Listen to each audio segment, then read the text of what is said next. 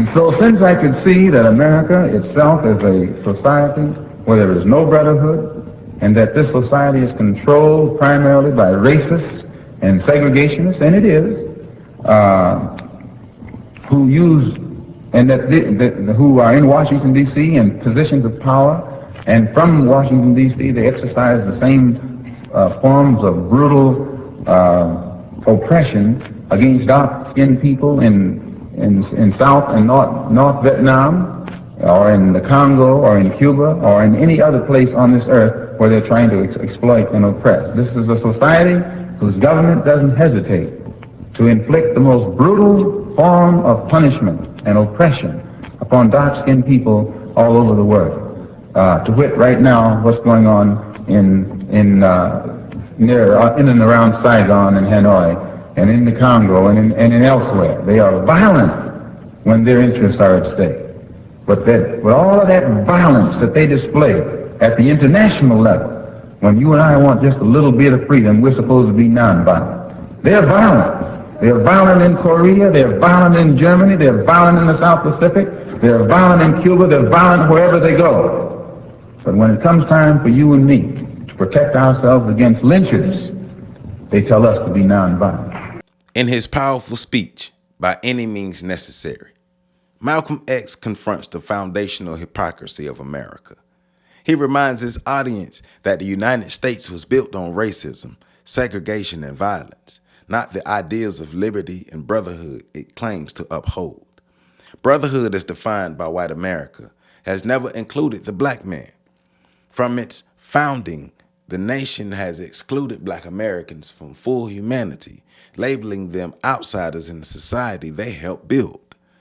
Malcolm stresses that this exclusion is not limited to America.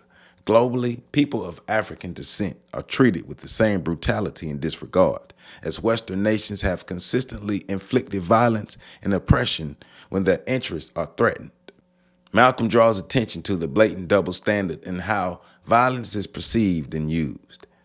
When white interests are under threat, whether at home or abroad, white institutions respond with swift and often brutal violence. Yet the same institutions preach to black Americans about the moral superiority of nonviolence, especially when they are being killed, beaten, or disenfranchised.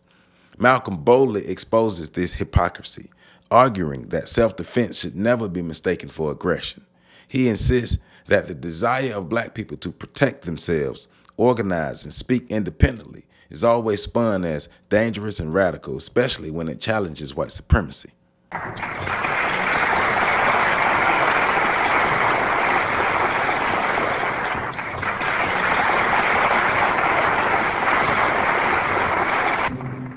That's a shame, because we get tricked into being nonviolent. And when somebody stands up and talks like I just did, they say, well, he's advocating violence. Isn't that what they say? Every time you pick up your newspaper, you hear where one of these things has written into it that I'm advocating violence. And I have never advocated any violence. I've only said that black people who are the victims of organized violence perpetrated upon us by the Klan, the Citizens Council, and many other forms, we should defend ourselves. And when I say that we should defend ourselves against the violence of others, they use their press skillfully to make the world think that I'm calling on violence, period. And I wouldn't call on anybody to be violent without a cause. But I think the black man in this country, above and beyond people all over the world, will be more justified when he stands up and starts to protect himself, no matter how many necks he has to break and heads he has to crack.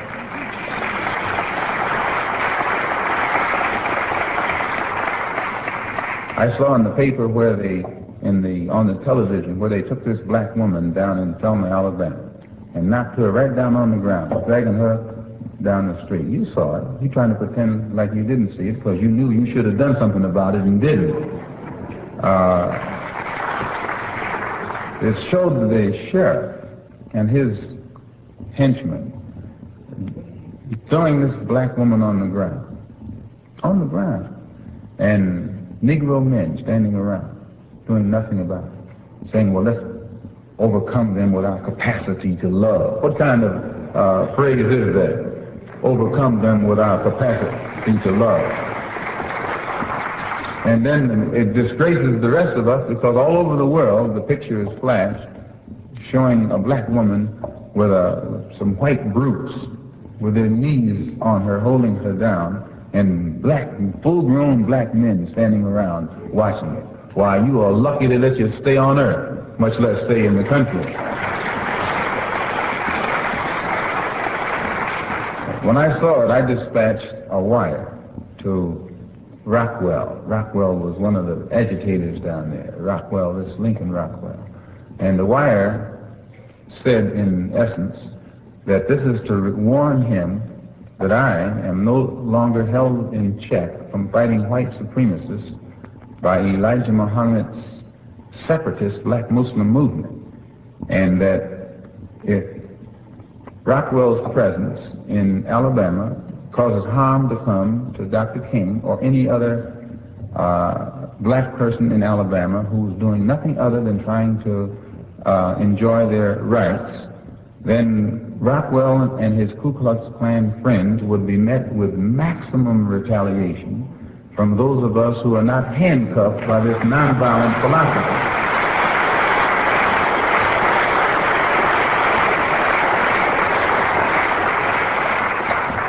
And I haven't heard from Rockwell since.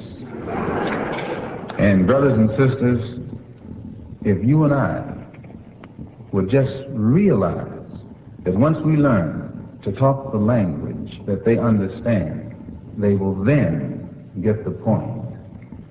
You can't ever reach a man if you don't speak his language. If a man speaks the language of brute force, you can't come to him with peace. Why, good night. He'll break you in two, as he has been doing all along. If a man speaks French, you can't speak to him in German. If he speaks Swahili, you can't communicate with him in Chinese. You have to find out, what does this man speak? And once you know his language, learn how to speak his language. And he'll get the point. There'll be some dialogue, some communication, and some understanding will be developed.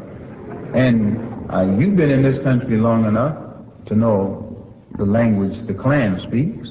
They only know one language. And what you and I have to start doing in 1965, that's what you have to do, because most of us already been doing it, is start learning a new language. Learn the language that they understand. And then when they come upon our doorstep to talk, we can talk.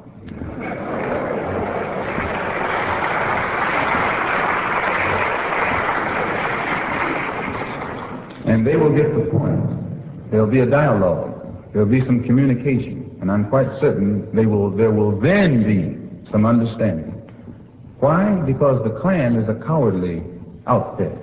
They have perfected the art of making Negroes be afraid. And as long as the Negro's afraid, the Klan is safe. But the Klan itself is coward. They never come, one of them never come after one of you. They all come together. Sure, and they're scared of you. And you sit there when they put the rope around your neck saying, forgive them, Lord, they know not what they do. As long as they've been doing it, they're experts at it. They know what they're doing.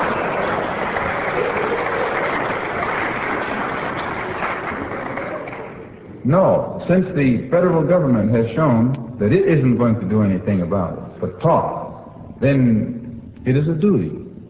It's your and my duty as men, as human beings. It's our duty to our people to organize ourselves and let the government know that if they don't stop that Klan, we'll stop it ourselves. And then you'll see the government start doing something about it. But don't ever think that they're going to do it just on some kind of morality basis. No.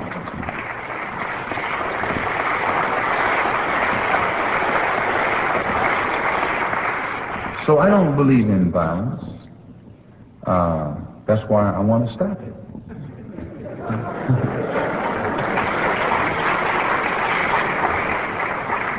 And you can't stop it with love. Not love of those things down there. No. So we only need vigorous action in self-defense. And that vigorous action we feel we're justified in initiating by any means necessary. Now, the press, behind something like that, they call us racist and people of violence in reverse. This is how they psycho you. They make you think that if you try to stop the Klan from lynching you, you're practicing violence in reverse. Take up on this. I hear a lot of you all parrot what the man says. You say, well, I don't want to be a Ku Klux Klan in reverse. Well, you should. If a criminal comes to rob your house, brother, with his gun, just because he got a gun and he's robbing your house, and he's a robber, it doesn't make you a robber because you grab your gun and run him out. No. See, the man is using some tricky logic on you. And he has absolutely got a Ku Klux Klan outfit that goes through the country frightening black people. Now, I say that it's time for black people to put together the type of action and unit that is necessary to pull the sheet off of them so they won't be frightening black people any longer. That's all. And when we say this, the press calls us racist in reverse. Don't struggle only within the ground rules that the people you're struggling against has laid down. Why, this is insane. But it shows you how they can do. They make with skillful manipulating of the press, they're able to make the victim look like a criminal and the criminal look like the victim. Right now, in New York, we had a couple cases where police grabbed the brother and beat him unmercifully and then charged him with assaulting them.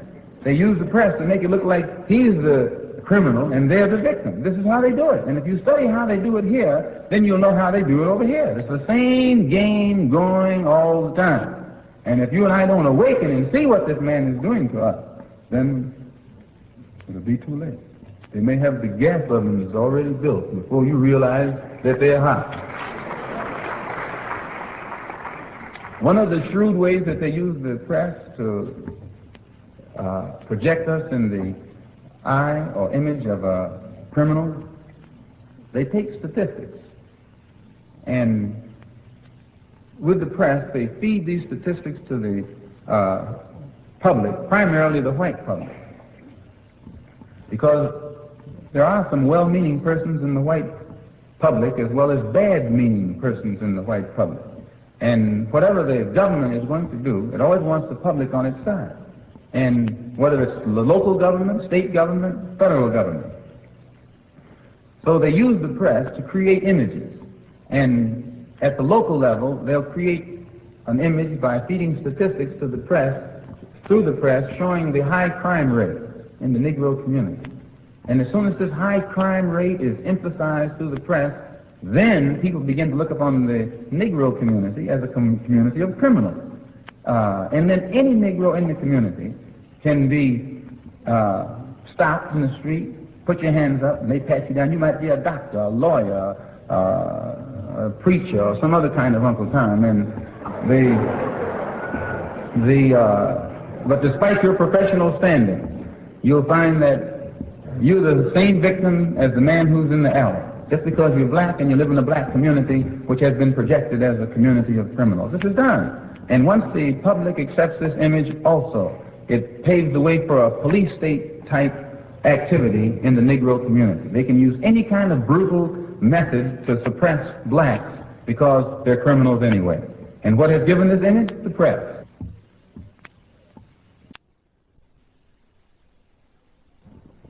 I was in Africa. I read about them over there. If you'll notice, they referred to the rioters as vandals, hoodlums, thieves. They tried to make it appear that this wasn't, they tried to make it, they did this. They skillfully took the burden off the society for its failure to correct these negative conditions in the black community. Took the burden completely off the society and put it right on the community by using the press to make it appear that the looting and all of this was the proof that the whole act was nothing but vandals and robbers and thieves who weren't really interested in anything other than that which was negative. And I hear many old, dumb, brainwashed Negroes who parrot the same old party line that the man handed down in his paper. It was not the case that they were just knocking out store windows ignorantly. In Harlem, for instance, all of the stores are owned by white people. All the buildings are owned by white people. The black people are just there, paying rent, buying the groceries. But they don't own the stores, the clothing stores, food stores, any kind of store. Don't even own the homes that they live in. This is all owned by outsiders. And in these rundown apartment dwellings, the black man in Harlem pays more money for it than the man down in the rich Park Avenue section. It costs us more money to live in the slum than it costs them to live down on Park Avenue. And black people in Harlem know this. And the white merchants charge us more money for food in Harlem. And it's the cheap food. It's the worst food. We have to pay more money for it than the man has to pay for it downtown. So black people know that they're being exploited and that their blood is being sucked, and they see no way out of it. So finally, when the thing is sparked, the white man is not there. He's gone. The merchant is not there. The landlord is not there. The one he considers to be the enemy isn't there. So they knock at his property. This is what makes them knock down the store windows and set fire to things and things of that sort. It's not that they're thieves, but they try and project the image to the public that this is being done by thieves and thieves alone. And they ignore the fact that, no, it is not thievery alone. It's a corrupt, vicious, hypocritical system that has castrated the black man, and the only way the black man can get back at it is to strike it in the only way he knows how.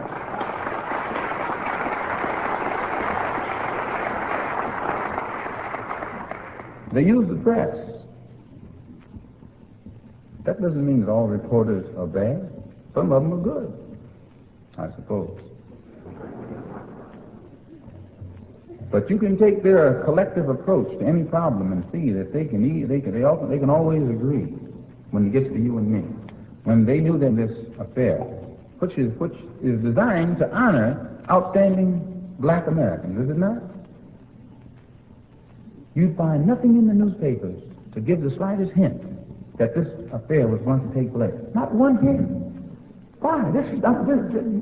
You see, you have many sources of news. If you don't think that they're in cahoots, what? They're all interested, or none of them are interested.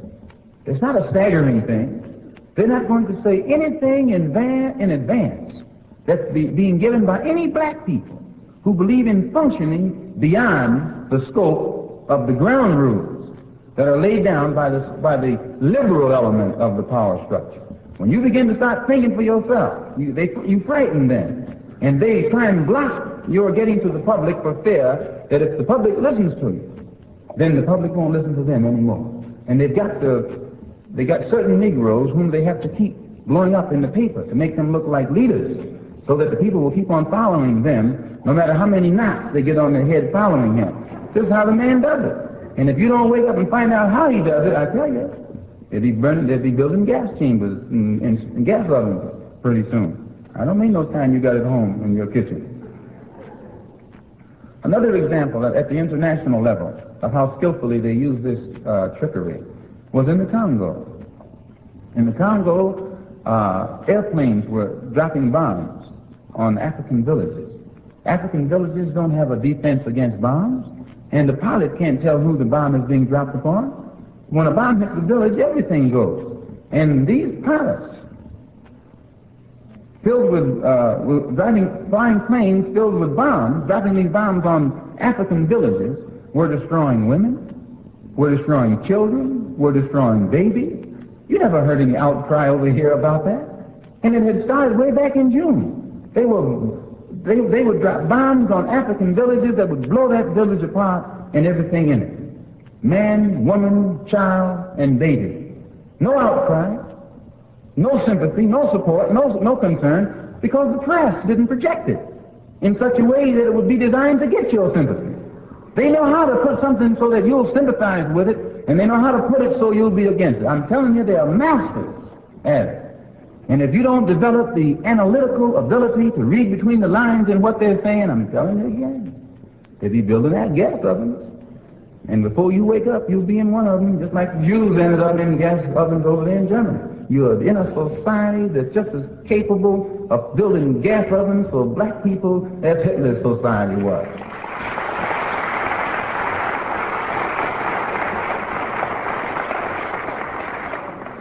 This was mass murder in the Congo of women and children and babies.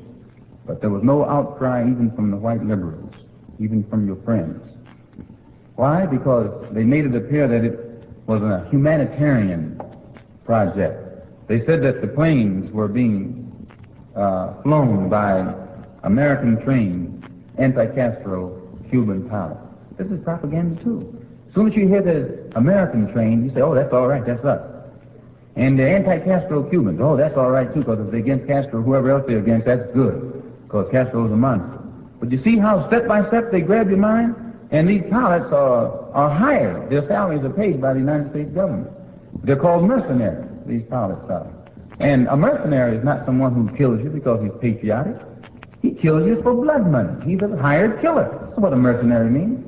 And they're able to take these hired killers, put them in American planes with American bombs, and drop them on African villages, blowing to bits, black men, black women, black children, black babies, and you black people sitting over here cool, like it doesn't even involve you. You're a fool. They'll do it to them today and do it to you tomorrow. Because you and I and they are all the same. They call it a humanitarian project, and that they're doing it in the name of freedom. And all of this, these glorious terms are used to pave the way in your mind for what they're going to do. Then they take Shombi. You heard of Shombi. He's the worst African that was ever born. The lowest type that was ever born. He's a murderer himself. He's the murderer of Lumumba, the former prime minister of the first and only rightful prime minister of the Congo. He's a murderer with an international stature as a murderer. Yet the United States government went and got Shombi in Spain and put him as the head of the Congolese government. Imagine this. This is criminal. Here's a man who's a murderer. So the United States takes him, puts him over to Congo, and supports his government with your tax dollars. Now, in other words, they hire him to occupy the position as head of state over the Congo. A killer. He is a hired killer himself. His salary paid by the United States government. And he turns, his first move is to bring in South Africans who hate everything in sight. He hires those South Africans to come and kill his own Congolese people. And the United States again pays their salary. You know, it's something to think about. How do you think you would feel right now if some Congolese brothers walked up to you? They look just like you. Don't think you don't look Congolese. You look as much Congolese as the Congolese does. They got all kinds of Congolese over there. How would you feel if one of them walked up to you and asked you about what your government is doing in the Congo? I was asked that when I was over there. But they didn't have to come to me like that, because they know where I stand automatically anyway. And for which I'm thankful to the press for letting everybody know where I stand.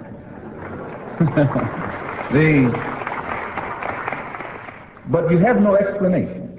Your tongue stays in your mouth. And you have to then go to the extreme to convince them that you don't go along with what the United States government is doing in the Congo. But again, your image making comes into importance here. And they justified the usage of Shombi as the present head of state by saying he's the only African who can unite or bring unity to the Congo. Has he brought unity to the Congo? But see, this is their game. And their real reason for wanting Shombi there was so that Shombi could invite them to come in.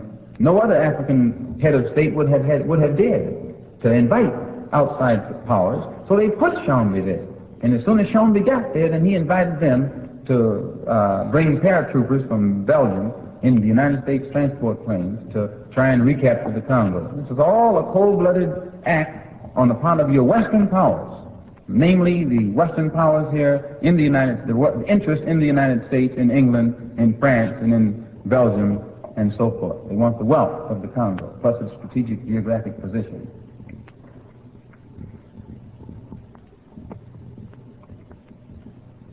The step-by-step process that was used by the press, first they fanned the flame in such a manner to create hysteria in the mind of the public, and then they shift gears and fan the flame in a manner designed to get the sympathy of the public. And once they go from hysteria to sympathy, the next step is to get the public to support them in whatever act they're getting ready to go down with. You're dealing with a cold, calculating international machine that's so criminal in its objectives and motives that it has the seeds of its own destruction right within it. They use the press to emphasize that white hostages are being held by cannibals. Imagine that. Or white priests, white missionaries, white nuns. They don't say nuns. White nuns. You know what the paper said right here in Detroit. White missionaries. Not just a missionary. A white nun. As if there's a difference between a white nun and a black nun. Or a white priest and a black priest. Or if the life that's in a white skin is more valuable than a life within a black skin. This is what they're implying. And the press, forget the press when this thing was going on. And you see what I'm talking about. They're vicious in their whiteness. But still, I wouldn't judge them just because they're white, because they call me a racist. Judge them by their deeds, by their conscious behavior. And you know how they've been consciously behaving in the Congo, and how they consciously behave in Vietnam, and how they consciously behave right now in Alabama and Mississippi. So you and I got to get conscious and start behaving in a way that we can offset this thing before it's too late. And this is what they don't want to hear. One more thing concerning Shambi. If you notice, and I must go all over there on the African continent in order to give you a better understanding of what's going on right here. The next thing that is good to know about Shambi, no Congolese troops have ever won any victories whatsoever for the present Congolese government. Congolese soldiers won't even fight unless they're forced to. But the fighters in the Congo were the freedom fighters, these brothers from the Oriental Eastern Province. And they fought with stones and sticks and rocks, spears and arrows. And the only time they had a gun was when they got some soldier who had it, and they kill him and take his gun. But they were winning. They took over 2/3 of the Congo, showing you they were fighting from their heart. Whereas these other people, their heart wasn't in it. And because of the fighting spirit of these people, it will be impossible for Shambi to remain as head of state over the Congo without additional troops, white troops, constantly being brought in from South Africa or elsewhere. But sooner or later, these troops are going to give out, and then America is going to have to increase her troops, like she did in South Vietnam. You know, she has. She's not at war over there. You know, they're only over there advising. They got about 20,000 advisors, you know, on the front line. But it's not a war. It's just they're in an advisory capacity while they insult the intelligence of their own public. And they're going to have to end up doing the same thing in the Congo. They'll be trapped. They'll have to eventually send American troops to occupy the Congo because the African freedom fighters are going to fight.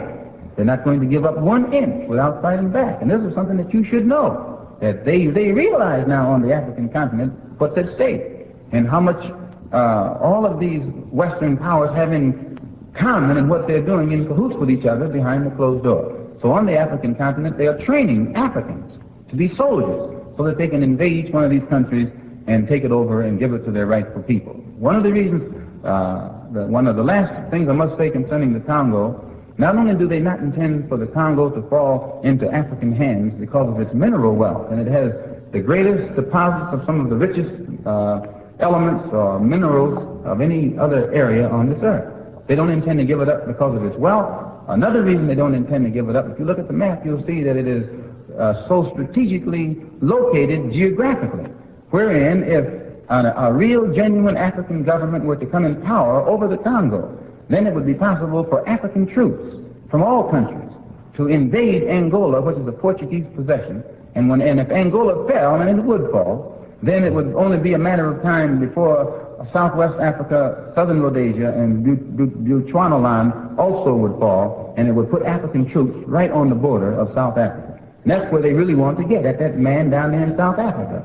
And the United States interests are involved in blocking this, yes. Some of these liberals who grin in your face like this, like they're your best friend, they got money tied up in the Congo. Some of the most powerful political figures in this country, some of them governors over states, got interest in the Congo and got interest in South Africa and got interest all over the African continent and go there.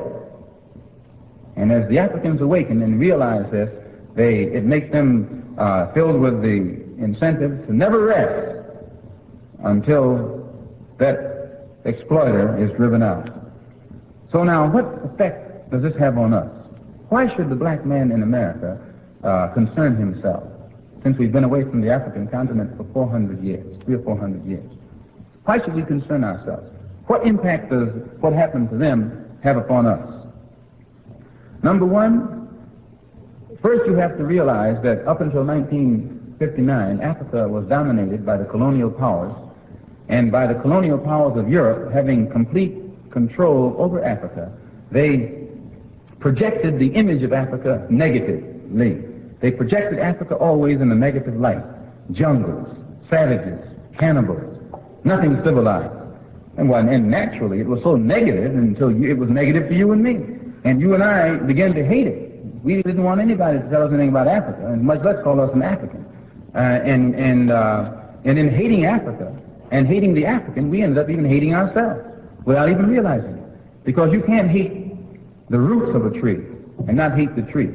You can't hate your origin and not end up hating yourself. You can't hate Africa and not hate yourself. And you show me one of these people over here who have been thoroughly brainwashed, who has a negative attitude toward Africa, and I'll show you one that has a negative attitude toward himself. You can't have a negative attitude toward yourself, a positive attitude toward yourself, and a negative attitude toward Africa at the same time. To the same degree that your attitude, that your understanding of, an attitude toward Africa becomes positive, you'll find that your understanding of and your attitude toward yourself will also become positive. And this is what the white man knows. In this context, Malcolm critiques the propaganda machine that demonizes strong black leadership. He observes how white society labels any black leader who refuses to bow to white interests as promoting hate or violence. This is, in reality, an effort to maintain control over black thought, black resistance, and black futures. Malcolm firmly rejects the idea that black people should respond to white violence with passive submission. He argues that continued acceptance of racial terrorism under the guise of peace is cowardice and not progress. True peace can never come without justice and dignity. Central to Malcolm's message is the call for self-sufficiency and independence among black Americans. He warns against relying on the government for salvation, reminding us that this same system has failed us repeatedly. Malcolm calls for economic and political autonomy, advocating for the creation of strong, self-sustaining black institutions. His message is not one of hatred or blind vengeance, but one of dignity, empowerment, and survival. To him, asserting one's humanity is not violence. It is a declaration of worth and readiness to no longer be exploited.